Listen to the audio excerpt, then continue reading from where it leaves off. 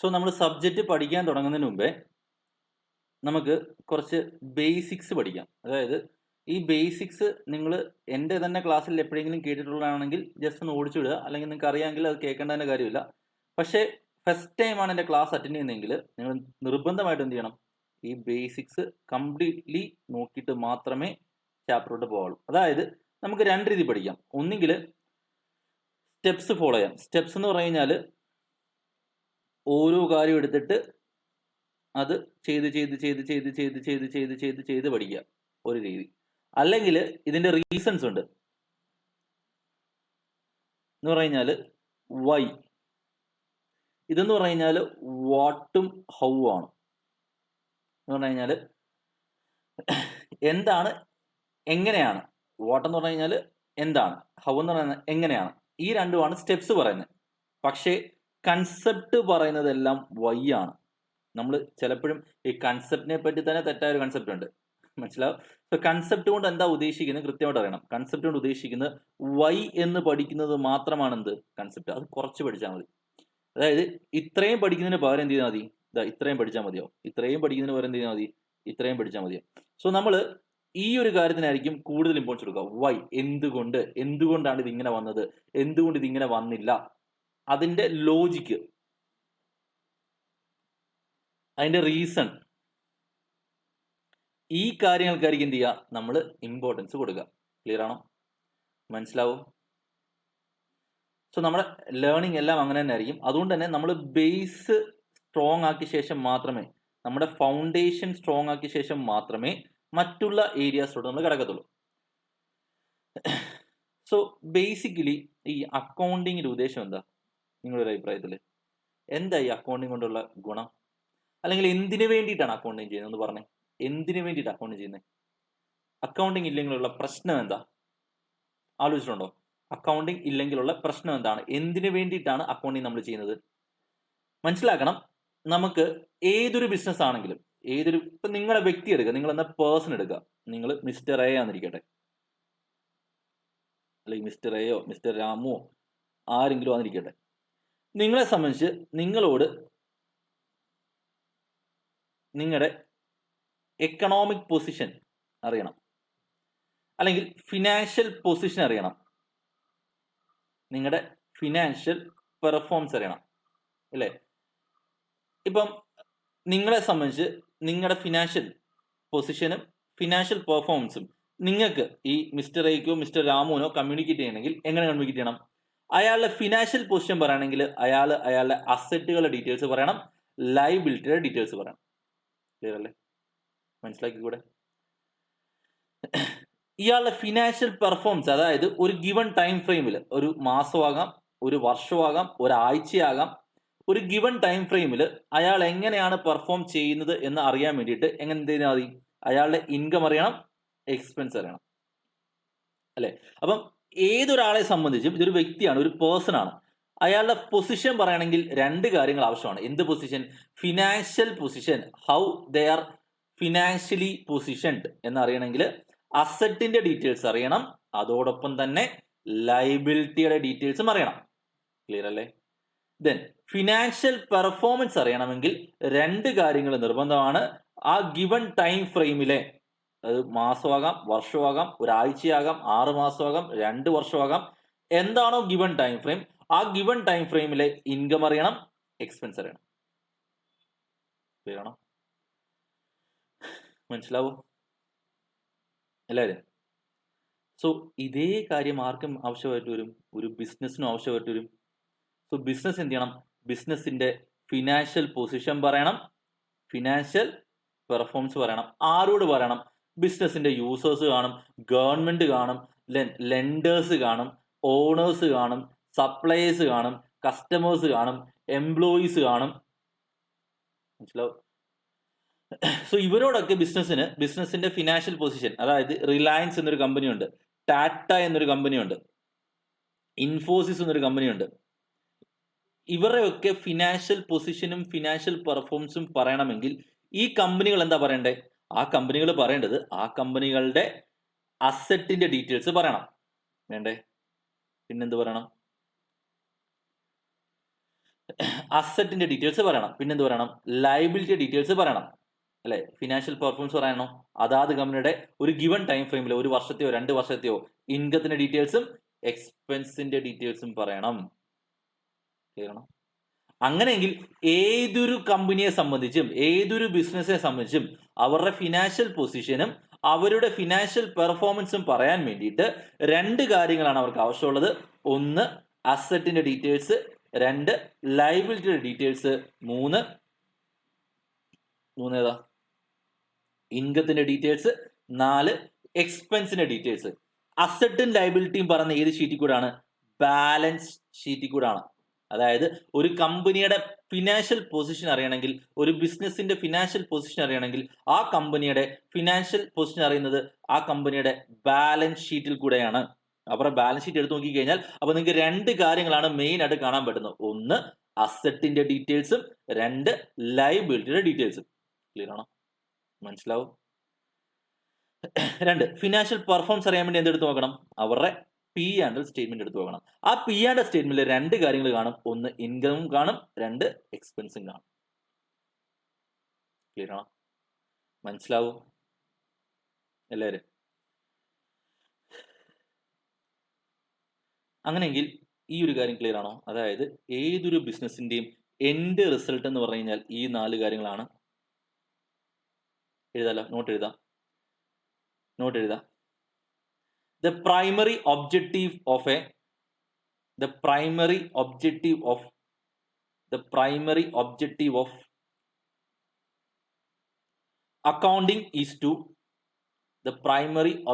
of accounting is to communicate 2 things. 2 കാര്യങ്ങൾ ഏതൊക്കെ? First one financial position, second one financial performance. Financial position is communicated through ഏതാണ്? Balance sheet. Financial position is communicated through balance sheet. To communicate financial position we need details of ഏതൊക്കെ? അസറ്റും liability. To communicate financial position through balance sheet, we need details of asset and liability. എഴുതിയോ? മനസ്സിലായോ? അടുത്തത് financial performance. Financial performance ഇതിൽ കൂടാണ് P and L statement കൂടാണ്. Statement of P and L ഏതാ? Financial performance is communicated through statement of P and L. To communicate financial performance we need details of income and expense. നമുക്ക് ഇൻകത്തിന്റെ ഡീറ്റെയിൽസും വേണം, അടുത്തത് എക്സ്പെൻസിന്റെ ഡീറ്റെയിൽസും വേണം. അപ്പൊ ഇത് ക്ലിയർ ആണോ?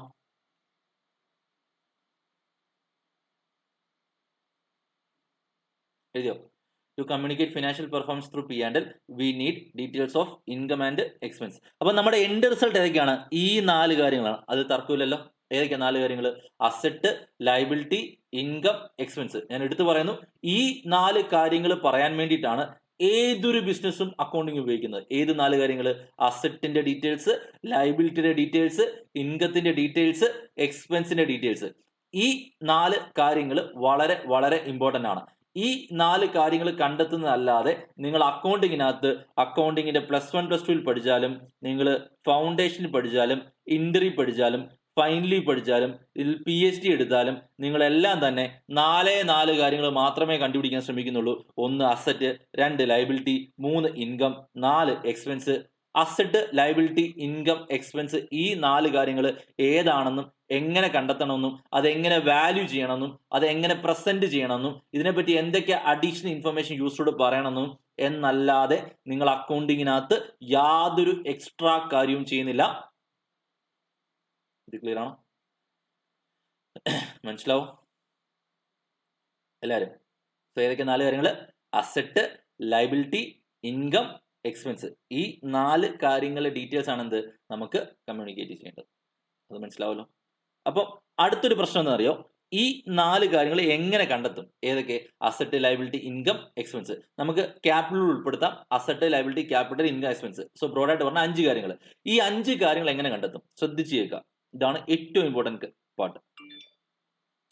ഇത് മനസ്സിലാകണമെങ്കിൽ നമ്മൾ എങ്ങോട്ട് പോകണം എന്നറിയോ? അക്കൗണ്ടിങ്ങിന്റെ ഡെഫിനിഷനിലോട്ട് പോകണം. അക്കൗണ്ടിങ്ങിന്റെ AICPയുടെ ഡെഫിനിഷൻ ഒന്ന് പറഞ്ഞേ, വേഗം പറഞ്ഞേ. AICPയുടെ ഡെഫിനിഷൻ എന്ന് പറഞ്ഞേ, അക്കൗണ്ടിങ്ങിന്റെ പറ. Accounting is the art of ബാക്കി recording, classifying, summarizing in a significant manner and in terms of money, അല്ലെ, transactions and events which are in but at least of a financial character and interpreting the results thereof. ഇതാണ് നമ്മൾ പഠിച്ചിരിക്കുന്ന definition. പക്ഷെ എനിക്ക് definition അല്ല വേണ്ടത്, ഇത് convey ചെയ്യാൻ ഉദ്ദേശിക്കുന്ന മീനിങ് ഉണ്ട്, ശ്രദ്ധിച്ചേക്കുക. Accounting is the art of, എഴുതാം, accounting is the art of, എഴുതി പറഞ്ഞേ, accounting is the art of. എന്തുകൊണ്ടാണ് ഇതിനെ ആർട്ട് എന്ന് വിളിക്കുന്നത്? എന്തുകൊണ്ട് ഇതിനെ സയൻസ് എന്ന് വിളിക്കാത്തത്? ഇത് more of A traditional definition ആണ്. ആർട്ടിന്റെയും സയൻസിന്റെയും വ്യത്യാസം എന്താണ്? ഇപ്പം നിങ്ങളോട് ഒരു 10 പേരോട് എന്റെ പടം വരയ്ക്കാൻ വരാണ്. നിങ്ങൾ 10 പേരും എന്റെ പടം വരച്ചു കഴിഞ്ഞാൽ അത് 10 രീതിയിലിരിക്കും. പക്ഷെ അത് 10 രീതിയിൽ നല്ലതായിരിക്കാം, പക്ഷെ അത് 10 രീതിയിലേ ഇരിക്കത്തുള്ളൂ. പക്ഷെ സയൻസിന്റെ പ്രത്യേകത എന്താണ്? നിങ്ങളൊരു സയന്റിഫിക് പ്രിൻസിപ്പിൾ എടുത്തിട്ട് അപ്ലൈ ചെയ്താൽ, ന്യൂട്ടന്റെ ഫസ്റ്റ് ലോ, ന്യൂട്ടന്റെ സെക്കൻഡ് ലോ, ഇത് നിങ്ങൾ എവിടെ അപ്ലൈ ചെയ്താലും, ലോകത്ത് എവിടെ അപ്ലൈ ചെയ്താലും ആ ഗിവൺ സർക്കംസ്റ്റാൻസിൽ അപ്ലൈ ചെയ്ത് കഴിഞ്ഞാൽ എന്തായിരിക്കും? സെയിം റിസൾട്ട് ആയിരിക്കും കിട്ടുന്നത്, ആണല്ലോ. ഇതാണ് സയൻസിന്റെ പ്രത്യേകത. മനസ്സിലാവും? ക്ലിയർ ആണോ?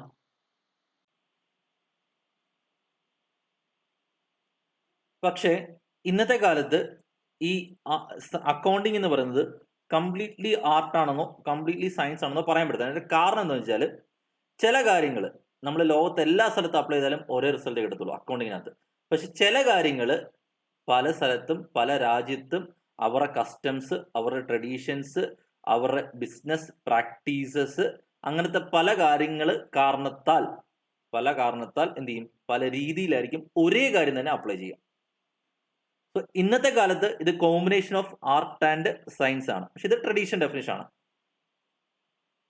അടുത്തൊരു പാർട്ടാണ് നമുക്ക് important. Accounting is the art of. First step എന്താണ്? റെക്കോർഡിങ്. ശ്രദ്ധിച്ചേക്കുക, നമുക്ക് എന്താ വേണ്ടത്? ഏറ്റവും ലാസ്റ്റ് റിസൾട്ട് ആയിട്ട് എന്താ വേണ്ടത്? 4 കാര്യങ്ങളല്ലേ? ഏതൊക്കെയാ 4 കാര്യങ്ങൾ? അല്ലെങ്കിൽ 5 കാര്യങ്ങളല്ലേ? ഏതൊക്കെയാ അത്? അസറ്റിനുള്ള ഡീറ്റെയിൽസ്, ലയബിലിറ്റിയുടെ ഡീറ്റെയിൽസ്, ഇൻകത്തിന്റെ ഡീറ്റെയിൽസ്, എക്സ്പെൻസിന്റെ ഡീറ്റെയിൽസ്, ദെൻ ക്യാപിറ്റലിന്റെ ഡീറ്റെയിൽസ്. ഈ 5 കാര്യങ്ങളുടെ ഡീറ്റെയിൽസ് ആണല്ലോ നമുക്ക് ഒരു വർഷത്തിന്റെ അവസാനം, അല്ലെങ്കിൽ ഏത് സമയത്താണോ നമ്മൾ ഇത് യൂസ്ഫുൾ പറയുന്നത് ആ സമയത്ത് നമുക്ക് ആവശ്യമായിട്ട് വരിക. അത് ക്ലിയർ ആണോ? അത് മനസ്സിലാവോ? അങ്ങനെയെങ്കിൽ ഈ 5 കാര്യങ്ങൾ നമ്മൾ എങ്ങനെ കണ്ടെത്തും എന്നതാണ് ഈ ഡെഫിനിഷൻ പറയുന്നത്. ഈ 5 കാര്യങ്ങൾ എന്ത് ചെയ്യണം? നമ്മൾ ഓരോ ദിവസം ഈ 5 കാര്യങ്ങൾക്ക് എന്ത് സംഭവിക്കും? ഇപ്പം ചില ദിവസങ്ങളിൽ asset, liability, capital, income, expense, ഇതൊക്കെ എന്ത് ചെയ്യും? ചില ദിവസങ്ങൾ കൂടും, ചില ദിവസങ്ങൾ കുറയും. അങ്ങനെയെങ്കിൽ അത് കൂടുന്ന കാര്യവും കുറയുന്ന കാര്യവും നമ്മൾ റെക്കോർഡ് ചെയ്ത് വെക്കണ്ടേ? വേണ്ടേ? റെക്കോർഡ് ചെയ്ത് വെക്കണ്ടേ? എന്താ റെക്കോർഡ് ചെയ്യണ്ടേ? നമുക്ക് എന്താ വേണ്ടത്? അസറ്റ് വേണം, ലയബിലിറ്റി വേണം, ക്യാപിറ്റൽ വേണം, ഇൻകം വേണം, എക്സ്പെൻസ് വേണം. അത് കൂടുന്നുണ്ട്, അത് കുറയുന്നുണ്ട്. അപ്പൊ അത് കൂടുന്ന കാര്യവും കുറയുന്ന കാര്യവും റെക്കോർഡ് ചെയ്യണ്ടേ? മനസ്സിലാവും? ക്ലിയർ ആണോ? So asset, liability, capital, income, expense കൂടുന്നുണ്ട്, കുറയുന്നുണ്ട്. ഇതിന്റെ ഇൻക്രീസും ഡിക്രീസുമാണ് നമ്മൾ റെക്കോർഡ് ചെയ്യുന്നത്. അപ്പം നമ്മൾ എന്ത് റെക്കോർഡ് ചെയ്താലും അതെന്തായിരിക്കണം? അത് ഒന്നെങ്കിൽ അസറ്റ് ആയിരിക്കണം, അല്ലെങ്കിൽ ലയബിലിറ്റി ആയിരിക്കണം, അല്ലെങ്കിൽ ക്യാപിറ്റൽ ആയിരിക്കണം, അല്ലെങ്കിൽ ഇൻകം ആയിരിക്കണം, അല്ലെങ്കിൽ എക്സ്പെൻസ് ആയിരിക്കണം. ഒന്നെങ്കിൽ അതിന്റെ ഇൻക്രീസ് ആയിരിക്കണം, അല്ലെങ്കിൽ അതിന്റെ ഡിക്രീസ് ആയിരിക്കണം. എഴുതി പറഞ്ഞേ, കൂടെ എഴുതി പറഞ്ഞേ, മറന്നു പോരുതേ. ഇത് എവിടെയാണ് റെക്കോർഡ് ചെയ്യുന്നത്? ജേണൽ എന്ന് പറയുന്ന ഒരു ബുക്കിനകത്താണ്. മനസ്സിലാവും? So accounting is the art of recording. എവിടെ? ജേണൽ എന്ന് പറയുന്ന ബുക്കിനകത്ത്. എന്താണ് റെക്കോർഡ് ചെയ്യുന്നത്? ശ്രദ്ധിച്ചേക്കണം, എന്താണ് റെക്കോർഡ് ചെയ്യുന്നത്? അസറ്റ്, ലയബിലിറ്റി, ക്യാപിറ്റൽ, ഇൻകം, എക്സ്പെൻസിന്റെ ഇൻക്രീസും ഡിക്രീസും, അത് കൂടുന്നതും കുറയുന്നതും. ഏറ്റവും ഇമ്പോർട്ടന്റ്, ജേണൽ എടുത്ത് നോക്കിക്കഴിഞ്ഞാൽ നിങ്ങൾക്ക് അസറ്റ്, ലയബിലിറ്റി, ക്യാപിറ്റൽ, ഇൻകം, എക്സ്പെൻസിന്റെ ഇൻക്രീസോ ഡിക്രീസോ അല്ലാതെ വേറെ ഒന്നും അവിടെ കാണാൻ പാടില്ല. ഇതിൽ ഏതെങ്കിലും ഒന്നായിരിക്കണം നിങ്ങൾക്ക് അവിടെ കാണാൻ സാധിക്കുന്നത്. ഒന്നുകിൽ അത് അസറ്റ് ആയിരിക്കണം, അല്ലെങ്കിൽ അത് ലയബിലിറ്റി ആയിരിക്കണം, അല്ലെങ്കിൽ അത് ക്യാപിറ്റൽ ആയിരിക്കണം, അല്ലെങ്കിൽ അത് ഇൻകം ആയിരിക്കണം, അല്ലെങ്കിൽ അത് എക്സ്പെൻസ് ആയിരിക്കണം. അതിന് ഇൻക്രീസ് ആകാം, ഡിക്രീസ് ആകാം. മനസ്സിലാവും? ക്ലിയർ ആണോ? റെക്കോർഡിംഗ് കഴിഞ്ഞു. അപ്പൊ നമ്മൾ എന്ത് ചെയ്തു? ഒരു 300 ദിവസം ഉണ്ടെങ്കിൽ 365 ദിവസം ഉണ്ടെങ്കിൽ നമ്മൾ ഓരോ ദിവസം എന്ത് ചെയ്യും? ഇപ്പൊ ക്യാഷ് എടുക്കാം. ക്യാഷ് 5000 കൂടി, 4000 കൂടി, ദെൻ 2000 കൂടി, പിന്നെ ഒരു 1000 കുറഞ്ഞു, പിന്നെ ഒരു 5000 കൂടി. ഇങ്ങനെ ഓരോ ദിവസം കൂടുന്നതും കുറയുന്നതും ഓരോ അസറ്റും ചെയ്തു പോയിട്ടില്ലേ? ഇനി എന്ത് ചെയ്യണം? നമ്മളോട് ചോദിക്കുകയാണ് ക്യാഷിന്റെ ബാലൻസ് ഇന്ന് എത്രയുണ്ട്? ക്യാഷ് ഒരു അസറ്റ് ആണല്ലോ. ക്യാഷിന്റെ ഡീറ്റെയിൽസ് നമ്മൾ എഴുതി പോയിട്ടുണ്ടല്ലോ. പക്ഷെ നമ്മളോട് ചോദിക്കുന്ന ചോദ്യം എന്താണ്? ക്യാഷിന്റെ ബാലൻസ് ഇന്ന് എത്രയുണ്ട്? എന്ത് ചെയ്താൽ മതി? നിങ്ങൾ കൂടുന്നതും കുറയുന്നതെല്ലാം ഓരോ അസറ്റിനെ എഴുതി വെച്ചിട്ടില്ലേ? ഓരോ അസറ്റ് എടുക്കുക, ക്യാഷ് എടുക്കുക. അത് മൊത്തം എത്ര കൂടി, മൊത്തം എത്ര കുറഞ്ഞു എന്ന് നോക്കിക്കഴിഞ്ഞാൽ ബാലൻസ് കിട്ടത്തില്ലേ? നിങ്ങൾക്ക് സെയിൽസ് എന്ന ഇൻകത്തിന്റെ ബാലൻസ് അറിയണം. മൊത്തം എത്ര കൂടി, മൊത്തം എത്ര കുറഞ്ഞു, അതിന്റെ ബാലൻസ് എത്ര നോക്കിയാൽ പോരെ? ഇപ്പൊ നിങ്ങൾ എന്താ ചെയ്തേക്കുന്നത്? അസറ്റ്, ലയബിലിറ്റി, ക്യാപിറ്റൽ, ഇൻകം, എക്സ്പെൻസിന് ഇൻക്രീസും ഡിക്രീസും എല്ലാം കൂടെ ഒറ്റ ബുക്കിൽ മിക്സ് ചെയ്തിട്ടേക്കല്ലേ? അതിൽ ഓരോ അസറ്റും പുറത്തെടുക്കണം. Cash, land, building, furniture, machinery, plant, fixtures, ഇങ്ങനെ ഓരോ അസറ്റും പുറത്തെടുക്കണം. ഓരോ അസറ്റും എത്ര കൂടി എത്ര കുറഞ്ഞു നോക്കണം. അതിന്റെ ബാലൻസ് നമുക്ക് കിട്ടും. ദെൻ ലയബിലിറ്റി ഓരോന്നായിട്ട് പുറത്തെടുക്കണം. ലയബിലിറ്റി ഓരോന്ന് ഏതാ? ഇപ്പൊ ക്രെഡിറ്റേഴ്സ്, ലോണ്, ക്യാപിറ്റല്, അങ്ങനെ ഓരോ ലയബിലിറ്റിയും പുറത്തെടുത്തിട്ട് എത്ര കൂടി എത്ര കുറഞ്ഞു നോക്കണം. നമുക്ക് ബാലൻസ് കിട്ടും. അതേപോലെ ഓരോ ഇൻകവും പുറത്തെടുക്കണം. ഓരോ എക്സ്പെൻസും പുറത്തെടുക്കണം. എത്ര കൂടി എത്ര കുറഞ്ഞു നോക്കണം. നമുക്ക് ബാലൻസ് കിട്ടും. ക്ലിയർ ആണോ? മനസ്സിലാവും? സോ സെക്കൻഡ് സ്റ്റെപ്പ് എന്ന് പറയുന്നത് ക്ലാസിഫിക്കേഷൻ ആണ്. സോ ക്ലാസിഫിക്കേഷൻ അർത്ഥം മനസ്സിലാവല്ലോ. ക്ലാസിഫിക്കേഷൻ അർത്ഥം എന്താണ്? ഇത്ര മാത്രമേ ഉള്ളൂ. എത്ര കൂടി എത്ര കുറഞ്ഞു, ബാലൻസ് എത്രയാണ്. ഓരോ അതായത് ഈ ക്ലാസിഫിക്കേഷൻ നടത്തുന്ന സ്ഥലം ഏതാണ്? ലെഡ്ജർ ആണ്. ലെഡ്ജർ എന്താണെങ്കിലും അവിടെ ഒറ്റ കാര്യം മാത്രമേ നിങ്ങൾ ചെയ്യുന്നുള്ളൂ. എത്ര കൂടിയെന്ന് നോക്കുന്നു, എത്ര കുറഞ്ഞു എന്ന് നോക്കുന്നു, അതിന്റെ ബാലൻസ് എത്രയെന്ന് നോക്കുന്നു. ഇത് മനസ്സിലാവും?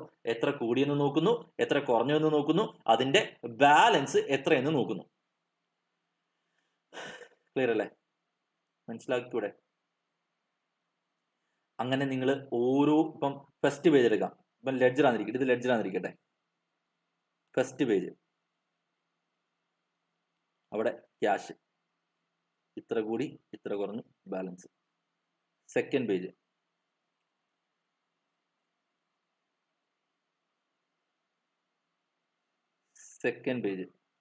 അത് മെഷീനറി ആണ്.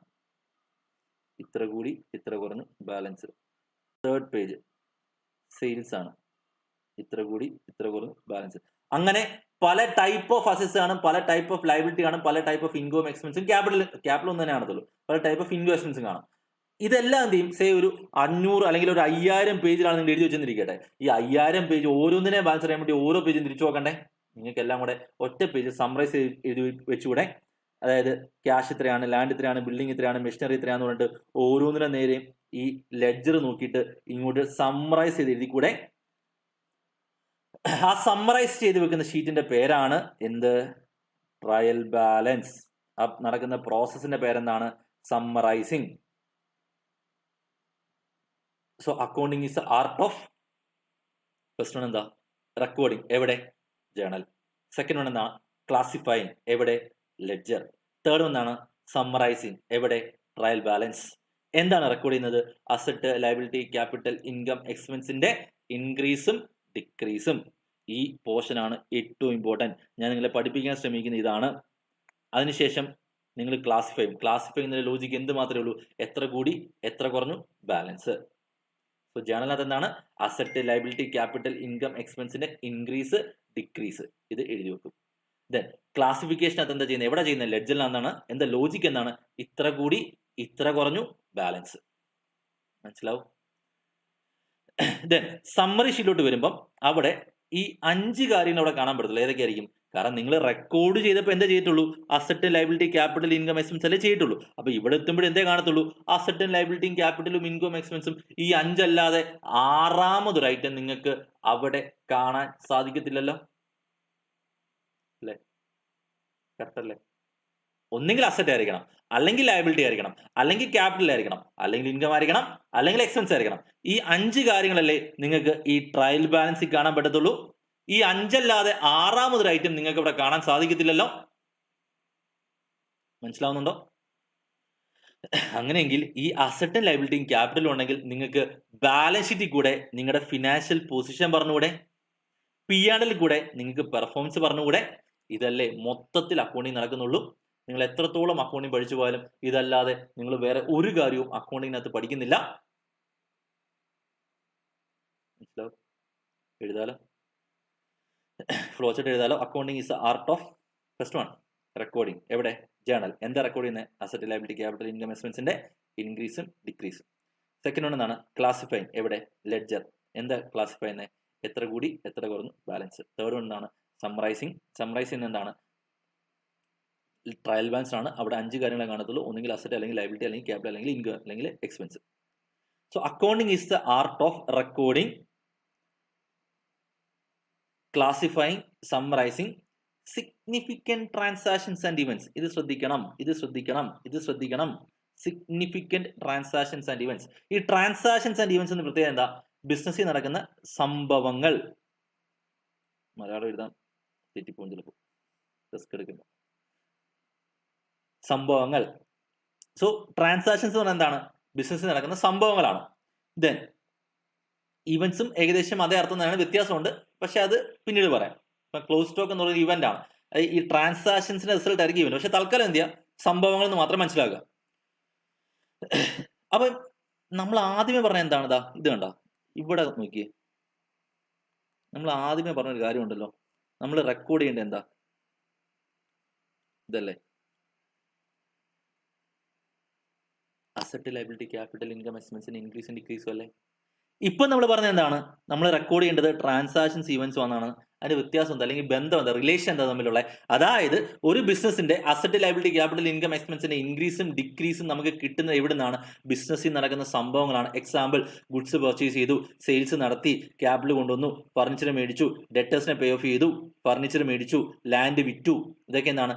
ബിസിനസ്സിൽ നടക്കുന്ന സംഭവങ്ങളാണ്. ആ സംഭവങ്ങൾ അനലൈസ് ചെയ്താൽ മാത്രമേ അസറ്റോ, ലയബിലിറ്റിയോ, ക്യാപിറ്റലോ, ഇൻകമോ, എക്സ്പെൻസോ കൂടിയോ കുറഞ്ഞോ എന്ന് നിങ്ങൾക്ക് അറിയാൻ പറ്റത്തുള്ളൂ. അല്ലേ? അല്ലേ? ശരിയല്ലേ ഞാൻ പറഞ്ഞേ? അല്ലേ? നമ്മൾ ജനറലി പറയുമ്പോൾ എന്താണ്? ട്രാൻസാക്ഷൻസ് ആൻഡ് ഇവന്റ്സ് റെക്കോർഡ് ചെയ്യണം എന്നാണ് പറയുന്നത്, അല്ലേ? പക്ഷേ ഈ ട്രാൻസാക്ഷൻസ് ആൻഡ് ഇവന്റ്സ് റെക്കോർഡ് ചെയ്യണം എന്ന് പറയുമ്പോൾ നമ്മൾ ശരിക്കും എന്താ ഉദ്ദേശിക്കുന്നത്? ട്രാൻസാക്ഷൻസ് ആൻഡ് ഇവന്റ്സിൽ നിന്ന് asset, liability, capital, income, expense ഇതെല്ലാം എന്ത് ചെയ്യണം? കണ്ടെത്തി എവിടെ എഴുതണം? ജേണലിനകത്ത് എഴുതണം. റിലേഷൻ മനസ്സിലാവും. ഇനി എല്ലാ ട്രാൻസാക്ഷൻസും എഴുതണോ? വേണ്ട. സിഗ്നിഫിക്കന്റ് ആയിട്ടുള്ള ട്രാൻസാക്ഷൻസ് മാത്രം എഴുതിയാൽ മതി. ഏത് കൺസെപ്റ്റ്? Materiality concept. അത് മെറ്റീരിയാലിറ്റി കൺസെപ്റ്റ് പഠിക്കും, നമുക്ക് എന്ത് ചെയ്യാം പിന്നീട് നോക്കാം. 2, എല്ലാ ട്രാൻസാക്ഷൻസ് ഇവന്റ്സും വേണോ? വേണ്ട. രണ്ടാമതൊരു കാരണം ഫിനാൻഷ്യൽ ക്യാരക്ടർ ഉണ്ടായിരിക്കണം. ഇതേത് കൺസെപ്റ്റ് ആണ്? Money measurement concept. ഇതിന്റെ മീനിങ് എന്താ? അതായത് ഓണർ എംപ്ലോയിയെ തല്ലി എന്ന് പറയുന്നത് ഒരു ട്രാൻസാക്ഷൻ ആണോ? അതെ. കാരണം എന്താ? ബിസിനസ്സിൽ നടക്കുന്ന ഒരു സംഭവമല്ലേ അത്, ട്രാൻസാക്ഷൻ ആണ്. പക്ഷെ റെക്കോർഡ് ചെയ്യണം. എന്തുകൊണ്ട് റെക്കോർഡ് ചെയ്യേണ്ടാത്തത്? എന്ത് ചെയ്യാൻ പറ്റത്തില്ല? എന്ത് ചെയ്യാൻ പറ്റത്തില്ല? മോണിറ്ററി ടേംസ് എന്ത് ചെയ്യാൻ പറ്റത്തില്ല? റെക്കോർഡ് ചെയ്യാൻ പറ്റത്തില്ല. അതായത് അസറ്റോ, ലയബിലിറ്റിയോ, ക്യാപിറ്റലോ, ഇൻകമോ, എക്സ്പെൻസോ കൂടിയോ കുറഞ്ഞോ നിങ്ങൾക്ക് എന്ത് ചെയ്യാൻ പറ്റത്തില്ല? പറയാൻ പറ്റത്തില്ല. അതുകൊണ്ട് റെക്കോർഡ് ചെയ്യണ്ട. പക്ഷെ ഇങ്ങനൊരു സിറ്റുവേഷൻ എടുത്തേ, ഓണർ എംപ്ലോയിയെ തല്ലിയത് അവിടുത്തെ ഒരു ഫർണിച്ചർ വെച്ചിട്ടാണ്. ആ ഫർണിച്ചർ 10,000 രൂപയുടെ ആയിരുന്നു, അത് നശിച്ചു പോയി. ഇപ്പൊ എന്ത് തോന്നുന്നു? മോണിറ്ററി ടേംസ് ചെയ്യാൻ പറ്റുന്നില്ലേ? ഓണർ എംപ്ലോയിയെ തല്ലിയത് കാരണം 10,000 രൂപയുടെ ഫർണിച്ചർ നഷ്ടപ്പെട്ടു, അസറ്റ് 10,000 കുറഞ്ഞു, റെക്കോർഡ് ചെയ്യണ്ടേ? അപ്പം ട്രാൻസാക്ഷൻസ് ഈവന്റ്സും റെക്കോർഡ് ചെയ്യണോ എന്ന് വേണ്ടയോ എന്ന് തീരുമാനിക്കുന്നത് ഫിനാൻഷ്യൽ ക്യാരക്ടർ നോക്കിയിട്ടാണ്.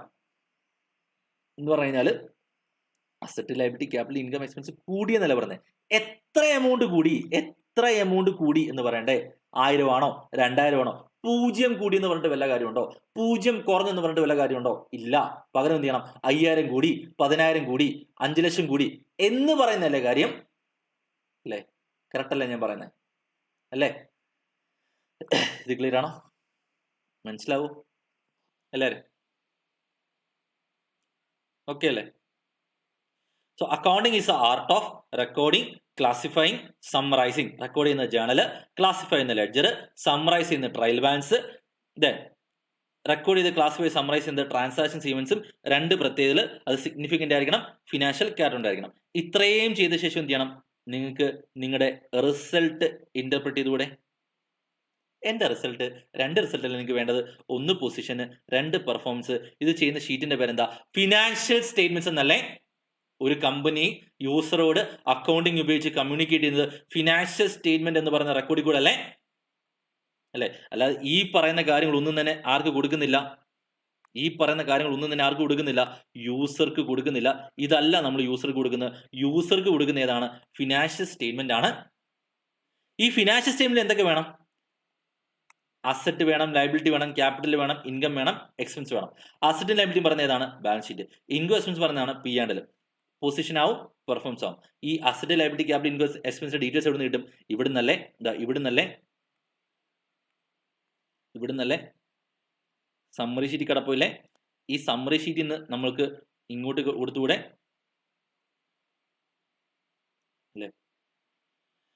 ഇതല്ലേ മൊത്തത്തിൽ അക്കൗണ്ടിൽ നടക്കുന്നത്. അതായത് ആദ്യം നിങ്ങൾ എന്ത് ചെയ്യും? അസറ്റ്, ലയബിലിറ്റി, ക്യാപിറ്റൽ, ഇൻകം എക്സ്പെൻസിന്റെ ഇൻക്രീസും ഡിക്രീസും ജേർണലിനകത്ത് റെക്കോർഡ് ചെയ്യും. അതിനുശേഷം എന്ത് ചെയ്യും? ഓരോന്ന് എടുത്തിട്ട് എത്ര കൂടി എത്ര കുറഞ്ഞു നോക്കും, ബാലൻസ് കിട്ടും. ഈ ബാലൻസ് എല്ലാം എന്ത് ചെയ്യും? നിങ്ങൾ ട്രയൽ ബാലൻസ് സമ്മറി പോലെ എഴുതിയെടുക്കും. അവിടെ എന്ത് ചെയ്യും? ആ സമ്മറി ഷീറ്റിൽ നിന്ന് 5 കാര്യങ്ങളെ കാണത്തുള്ളൂ. Asset, liability, capital. Asset, liability, capital കാണിക്കും, ബാലൻസ് ഷീറ്റ് കാണിക്കും, പൊസിഷൻ കിട്ടും. ഇൻകം എക്സ്പെൻസ് ഇവിടെ കാണിക്കും, പി ആൻഡ് എൽ കാണിക്കും, പെർഫോമൻസ് കിട്ടും. രണ്ടോട് ചെയ്ത് എന്ത് കിട്ടും? നമ്മൾ റിസൾട്ട് ഇന്റർപ്രറ്റ് ചെയ്യും. ഇത് കൂടെ ഫിനാൻഷ്യൽ സ്റ്റേറ്റ്മെന്റ്സ് കൂടെ. So accounting is the art of recording, classifying, summarising significant transactions and events which are in but at least of a financial character and interpreting the results thereof. ഇതാര് പറഞ്ഞാണ്? AICPA എന്ന് പറയുന്നതാണ് American institute of certified public accounts എന്ന് പറയുന്നതാണ്. നമ്മുടെ ഇവിടെ CA എന്ന് പറയുന്ന പോലെ അമേരിക്കയിൽ പറയുന്ന CPA എന്നാണ്. നമ്മുടെ ഇവിടുത്തെ ഇൻസ്റ്റിറ്റ്യൂട്ടിന്റെ പേര് IC എന്ന് പറയുന്ന പോലെ അമേരിക്കൻ ഇൻസ്റ്റിറ്റ്യൂട്ട് പേര് American institute of certified public accounts ആണ്. ഇതിന്റെ കീഴിൽ കുറെ ബോർഡ്സും കമ്മിറ്റിയൊക്കെ കാണും. അതിൽ ഒരു കമ്മിറ്റിയാണ് എന്ത്? Committee on terminology. ആ ടെർമിനോളജി കമ്മിറ്റിയുടെ ഇതെന്ന് പറഞ്ഞാൽ ഓരോ ടേംസിന്റെ മീനിങ് എന്താണെന്ന് കണ്ടുപിടിക്കണം, അല്ലെങ്കിൽ എന്താണെന്ന് പറയണം. ഇതാണ് ആ കമ്മിറ്റിയുടെ ഉദ്ദേശം. ക്ലിയർ ആണോ? എഴുതിയെടുത്തു. ഇത് കംപ്ലീറ്റ് എഴുതിയെടുക്കണേ. ഇതാ ഫുള്ള് കുത്തിവരച്ച്. നിങ്ങൾ കുത്തിവരക്കല്ലേ, ഞാൻ മനസ്സിലാക്കാൻ വേണ്ടി കുത്തിവരച്ചേക്കുന്നതാണ്. ഓക്കെ അല്ലേ? ക്ലിയർ ആണോ? മനസ്സിലായോ? സോ ഈ ഒരു ഏരിയ ആണ് എനിക്ക് ഏറ്റവും കൂടുതൽ നിങ്ങളോട് പറയാനുള്ളത്. ഈ ഒരു ഏരിയ, ഇതാണ് കൺസെപ്റ്റ്. ഈ ഒരു കാര്യം പറയുകയാണെങ്കിൽ നിങ്ങൾക്ക് അക്കൗണ്ടിങ് വളരെ എളുപ്പത്തിൽ പഠിക്കാൻ പറ്റും. ഇല്ലെങ്കിൽ വെറുതെ നോക്കിയിരിക്കാൻ പറ്റും, അല്ലെങ്കിൽ ബൈ ഹാർട്ട് പഠിക്കേണ്ടി വരും. ഒരിക്കലും അക്കൗണ്ടിങ് ബൈ ഹാർട്ട് പഠിക്കേണ്ട ഒരു സബ്ജക്റ്റ് അല്ല. ക്ലിയർ ആണോ? മനസ്സിലാവുമോ?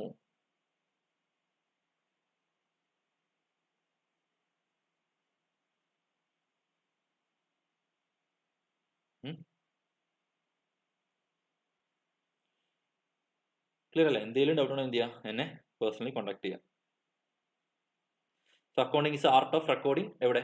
ജേണൽ. ക്ലാസിഫൈങ് എവിടെ? ലെഡ്ജർ. സമ്മറൈസിങ് എവിടെ? Trial balance. എന്താ റെക്കോർഡ് ചെയ്യുന്നത്? Transactions and events. Transactions and ഈവൻസിന് ഉണ്ടായിരിക്കുന്ന 2 പ്രത്യേകത എന്തൊക്കെയാണ്? ഒന്ന് സിഗ്നിഫിക്കന്റ് ആയിരിക്കണം, 2 ഫിനാൻഷ്യൽ ക്യാരക്ടർ ഉണ്ടായിരിക്കണം. അടുത്ത ചോദ്യം വളരെ ഇമ്പോർട്ടന്റ് ആണ്.